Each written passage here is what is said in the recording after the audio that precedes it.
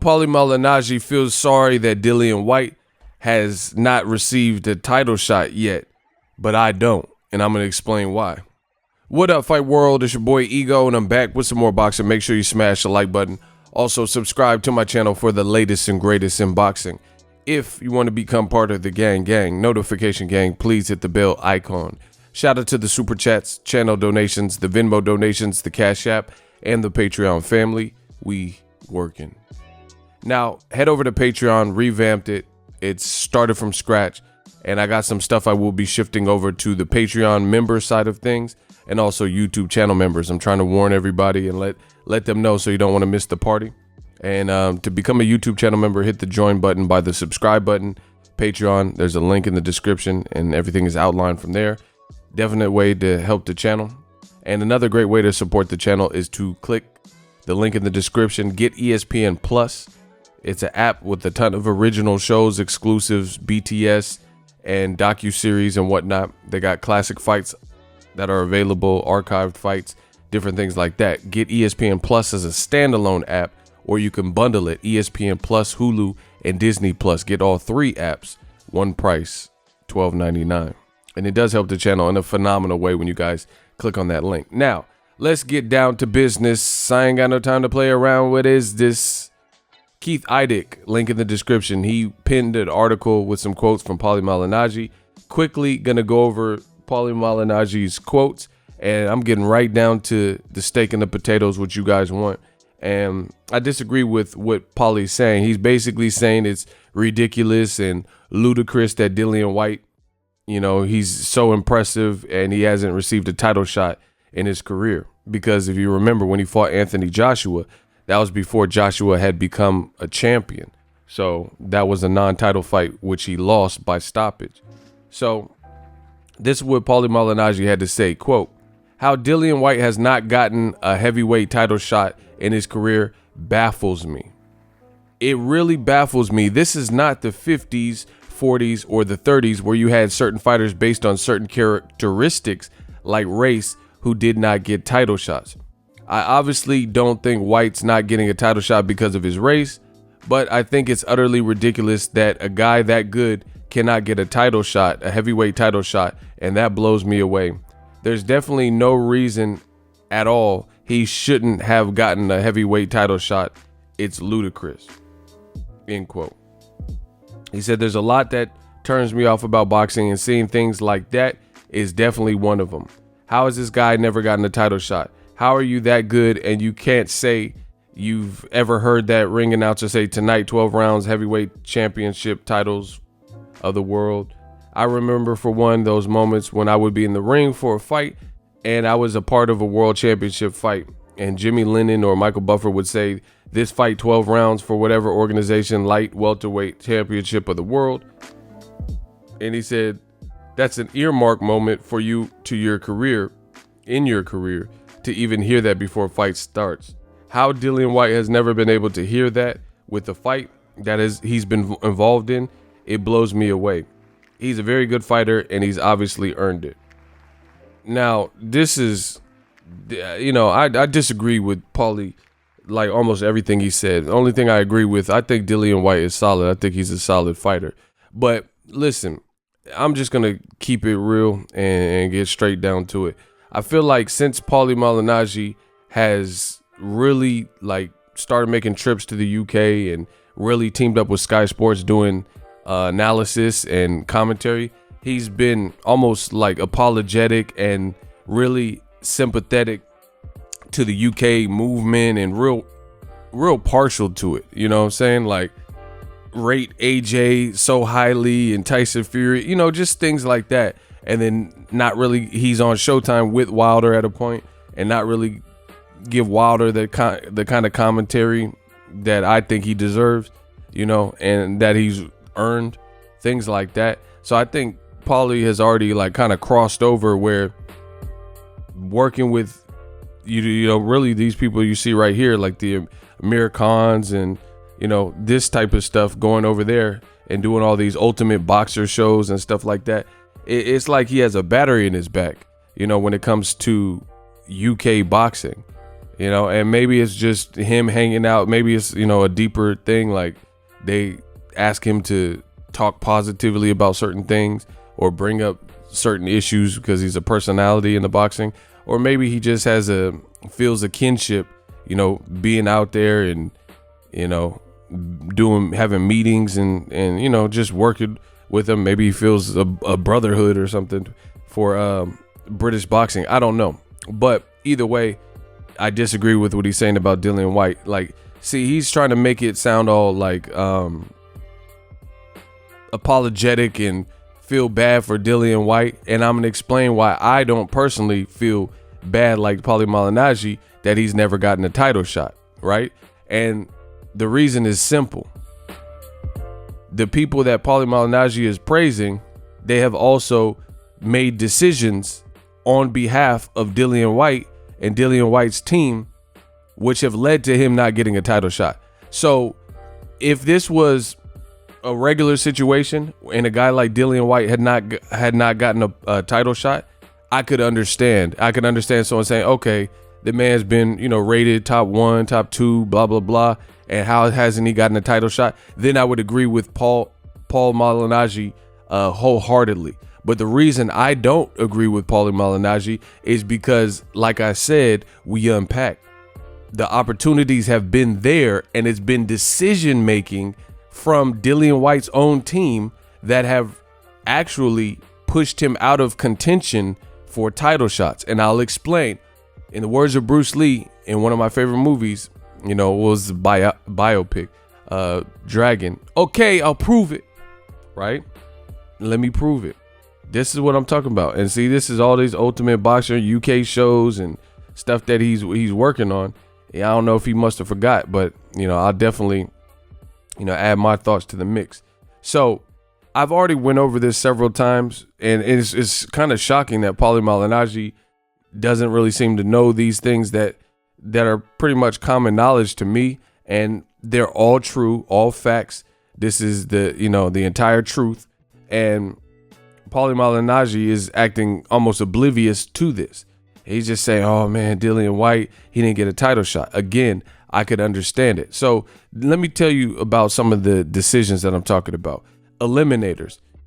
Dillian Whyte has been ordered to fight in final eliminators, which would have guaranteed him a mandatory, not a number 1 contender, but yes, you heard it right, a mandatory position for both champions at the time, Deontay Wilder and Anthony Joshua, right? And I could pull this all up with a few keystrokes of my computer, right? Exhibit A. Kubrat Pulev rages after Dillian Whyte ditches their fight.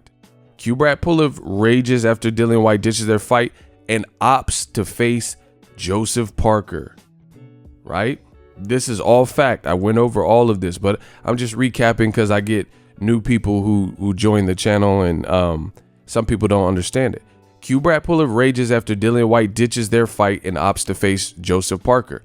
So this right here is a shocking title that directly goes against and counters Paulie Malignaggi, because Joseph Parker at the time, which, listen, I told you everything. I'm ready to back up every word I'm saying, right? I could pull up all this stuff. Few keystrokes. Boom, we got action. Joseph Parker was coming off a Joshua loss. So, former champion, but at the time he fought Dillian Whyte, guess what? He wasn't a champion anymore. And I'll prove it. Look, Joshua, he was the champion. It was a unification. Lost because he took 2 losses in a row. Lost. So that means he lost his belt to Anthony Joshua, which we all know, in 2018, March 31st. Then later in the summer, he fought Dillian Whyte and lost. It was, he gave Dillian Whyte a pretty tough fight, but it started off a little bit slow. And he went into the Dillian Whyte fight with no title. So just so you guys know, I know my boxing. If Paulie Malignaggi or anybody want to disagree, then come with it. I'm ready. At the time, Bryant Jennings was in talks to fight Joseph Parker.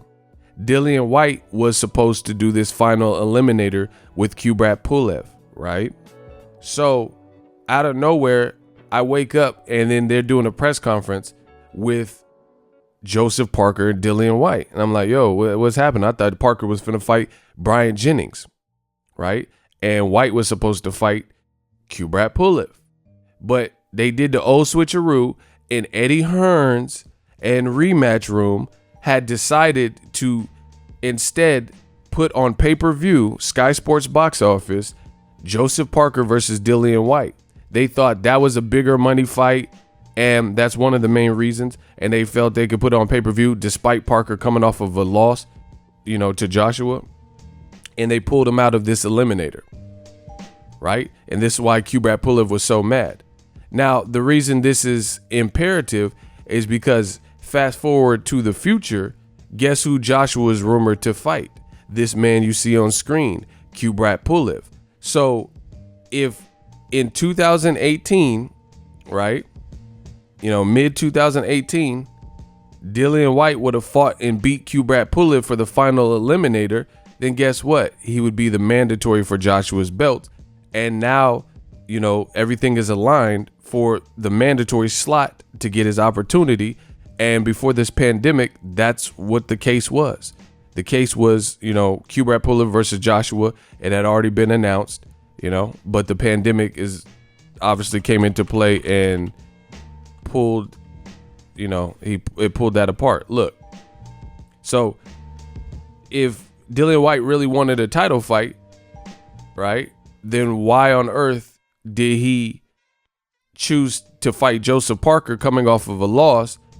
And Joshua got his belts back from Ruiz in the rematch, and he could be in Kubrat Pulev's position if he beat Kubrat Pulev, right?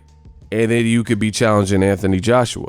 So that's already an easy strike that I've given to Dillian Whyte. So if you're feeling sorry for him because he didn't get a title shot, then he didn't play his position. He chose what he felt was a pay-per-view money fight as opposed to a fight that would have secured him a title shot, which is why Kubrat Pulev was pissed off. Now, even deeper, if you guys know about this, Kubrat Pulev is Bulgarian, right? Kubrat Pulev is Bulgarian, and a Bulgarian company basically won the purse bid. It's called Epic Sports and Entertainment, right? Let's see if they look after Epic, I just pulled this stuff up. After Epic Sports won the purse bid for the IBF elimination bout against Dillian Whyte with a winning bid of $1.5 million, double what Whyte's own promoter. Look, so it tells you right there, everything I'm saying is true. So this is another reason why Eddie Hearn didn't want to. It says, so this company, Epic Sports, won the purse bid and beat Eddie Hearn and Matchroom's win their bid to win this auction. A purse bid is basically an auction. So Dillian Whyte's own promoter did not outbid this company. So this company secured the rights to hold the fight, and they were going to hold the fight in Bulgaria. Eddie Hearns wanting to be in charge, Rematch Room, and wanting it to be, Rematch Room holds the top reins and everything, and they didn't want the fight in Bulgaria, which if you want the positioning, you just got to fight wherever. Errol Spence had to get his title in Sheffield, England, where Kell Brook is from. So you got to do what you got to do to try to get it. But Eddie Hearn, trying to be, control freak, Team Dillian Whyte, they didn't want to fight in Bulgaria, right? Look, Hearn and Whyte did everything they could to avoid the fight with me. Look, and there's Dillian Whyte with Joseph Parker. So I don't feel bad because here's one clear-cut example of Dillian Whyte where he opted to fight a guy coming off of a loss instead of Kubrat Pulev, who, if I'm not mistaken, hasn't lost since the Kubrat Pulev fight, or the Klitschko fight, excuse me, right? And you would have been in position that Kubrat Pulev is in right now to challenge Joshua. So he had an easy rematch with Joshua queued up if he would have followed the IBF route and did a final eliminator. But between his company, Eddie Hearn not wanting to lose the rights to the main promotion and not wanting to fight in Bulgaria, they said bump that, and they pulled him out of the eliminator, right? So that's one example. Another example is that he had eliminators from the WBC. So I just showed you the IBF route he could have went to get at Joshua, who's now a champion again. Dillian Whyte, Luis Ortiz, eliminator, right? Boom. See how quick I pull this up? ESPN. Dillian Whyte, Luis Ortiz, eliminator ordered as WBC provides title status updates. Look, April 24th, right? So Paulie Malignaggi is way off the mark. Look, you see all these articles? WBC orders Dillian Whyte, Luis Ortiz, eliminator. Has Dillian Whyte fought Luis Ortiz? No. Right? In addition to the WBC, Deontay Wilder says when he was a champion, WBC champion, he said he keep mentioning my name. If he comes to PBC, it makes that fight that much easier because he was shopping around deals because he had a case by case contract with Eddie Hearn, so he wasn't in like a long-term deep contract. Deontay Wilder said, come to PBC. You've already met with them.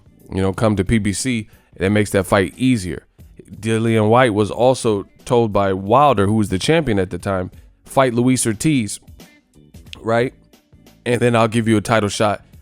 You have my word. I ain't going against my word. You have my word. Did Dillian Whyte fight Luis Ortiz? No, he didn't. You know why? Because he chose to fight other people. Lucas Brown. Right? Look. This is all provable.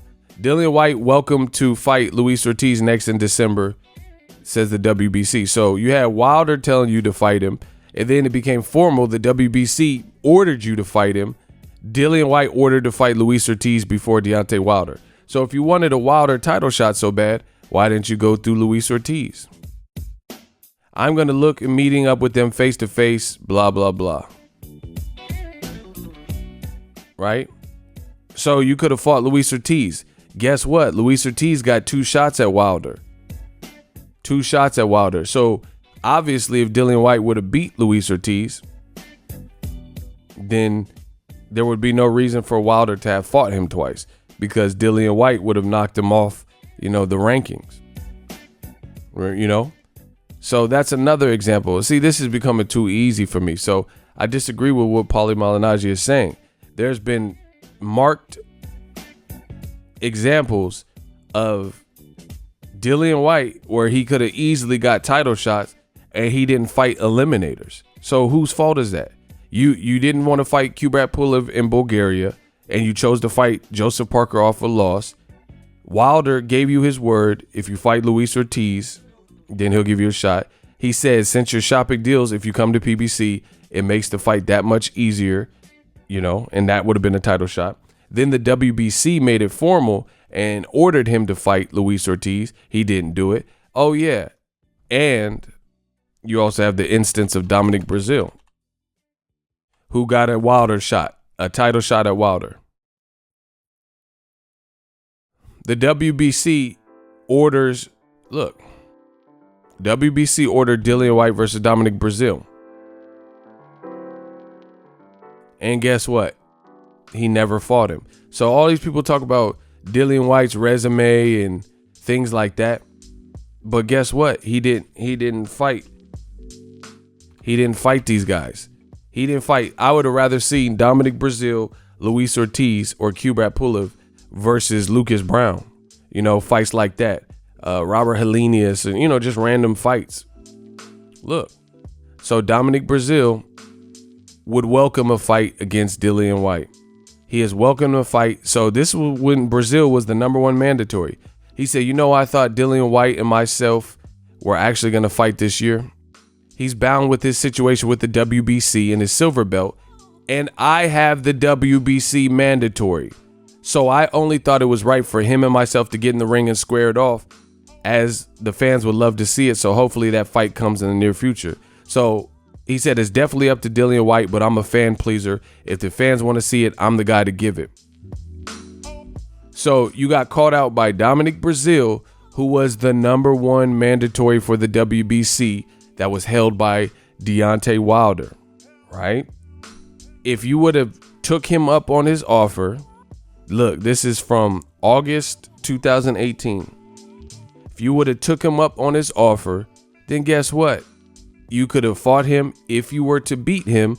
Then Wilder last year in 2019, a year later, fought this guy, Dominic Breazeale, his #1 mandatory, because Tyson Fury left the immediate rematch talks, signed with Top Rank as a English, USA promoter, and it left Wilder Fury 2 on hold. So Wilder then opted to fight on Showtime against his mandatory, Dominic Breazeale, who called out Dillian Whyte in 2018 and says, hey, I'm the #1 mandatory. You're the #1 silver belt contender. We should fight to clear the air. And now there's only one definite.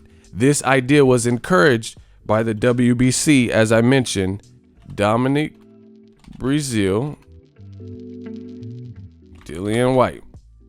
This was ordered by the WBC as well. And guess what? Hold on, let me see if I can pull this up. Look, the WBC orders Dillian Whyte, Dominic Breazeale. You even have UK magazines showing everything I'm saying, or UK site. Dillian Whyte versus Dominic Breazeale, WBC order fight to determine Wilder mandatory challenger. Look. It says right there, Dillian Whyte versus Breazeale, WBC ordered the fight to determine Wilder's mandatory challenger. But guess what? Guess who Dillian Whyte opted to fight instead of fighting Breazeale, who was called him out, who was ordered to fight. He rematched Derek Chisora. Look, December 2018. So he didn't fight Luis Ortiz, who Wilder gave his word and the WBC ordered you to fight. He didn't fight Luis Ortiz, and he didn't fight Dominic Breazeale, two guys that Wilder actually fought, after this point. And he fought Derek Chisora, a guy he had already beaten a couple years previous, 2 years before. Look, he holds a win over him, split decision. I thought he lost that fight, but they gave it to him, whatever. So once again, now you see why it's called rematch room. He opted to rematch a guy he had already beaten 2 years ago for some domestic dust-up bullshit instead of fighting Breazeale, instead of fighting Luis Ortiz, which would have secured him opportunities either from Wilder's word or the WBC orders for final eliminators, or, like I said, you go back to the IBF route, which is Joshua's belt, a belt that Joshua holds. You could have fought Kubrat Pulev, but you opted to fight Joseph Parker. This is your fault. This is your team's fault. You try to take the money route or whatever you thought this was and make whatever fight you wanted. You didn't play your position, and you didn't, follow the trajectory and the path to getting a title shot.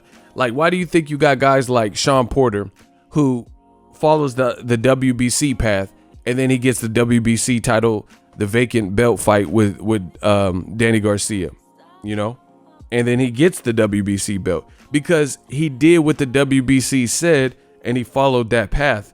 I talked to Kenny Porter and Sean Porter beforehand, and they said that's the route they're on. They said, we beat Berto in the eliminator, stopped him. We fought Adrian Granados in the second eliminator.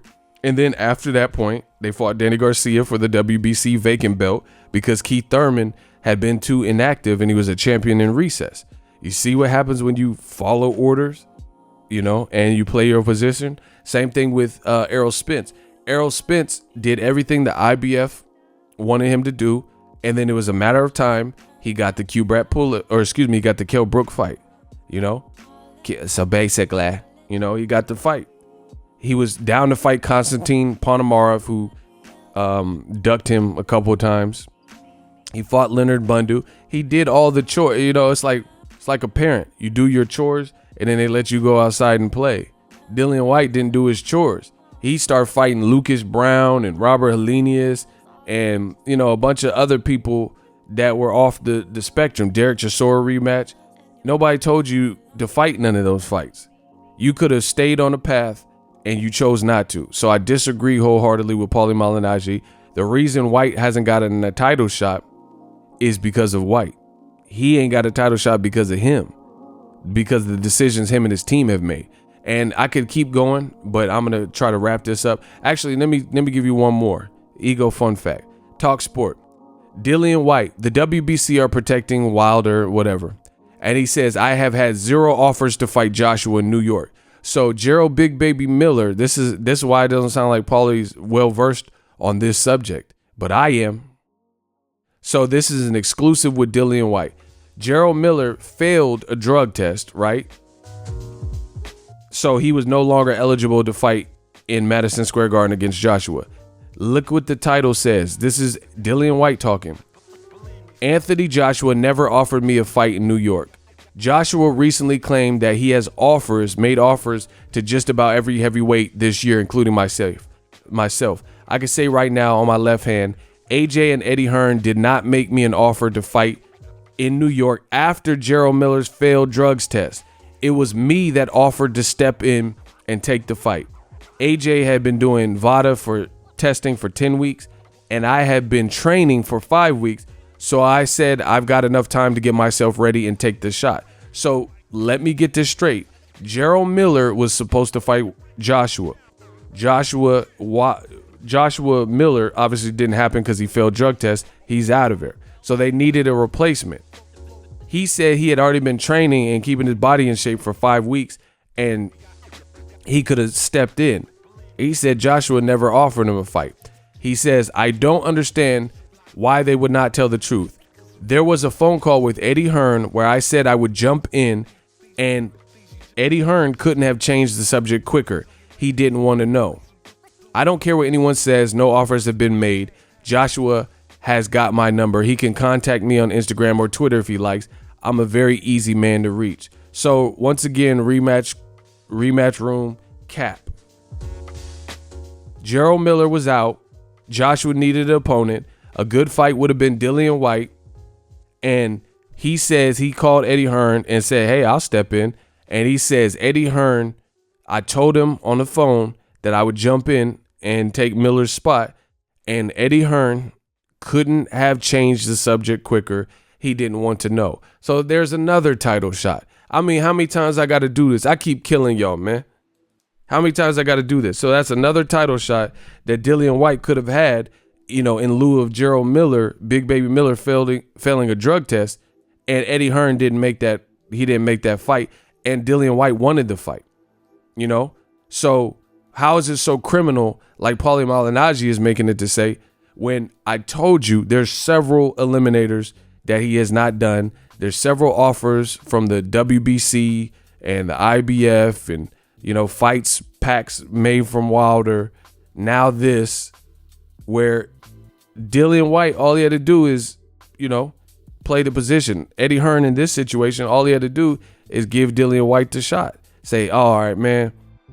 But instead, they put Andy Ruiz. You know why? Because Joshua was the cash cow. They thought Andy Ruiz was going to come, give it a couple rounds, give it a go, and get knocked out.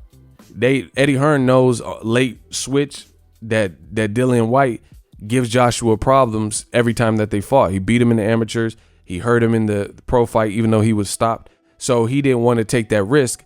And the irony is he took the risk with Andy Ruiz, and that's who ended up embarrassing Joshua and taking his O. So you might as well have made the Dillian Whyte fight, because at least Joshua had already knocked him out as a pro, you know, so who knows how that fight would have been. But they tried to cherry pick, and then, you know, the cherry wasn't ripe. Man, this shit is too easy. Let me know how I did. We unpack. So if you enjoyed this video and want more content like this on the channel, you can show your appreciation by going to the PayPal donate button or the YouTube support button. And you can donate any amount that you feel is equivalent to the value of this video. Much more to come. Thank you guys for your support. Boxingego, the future of boxing.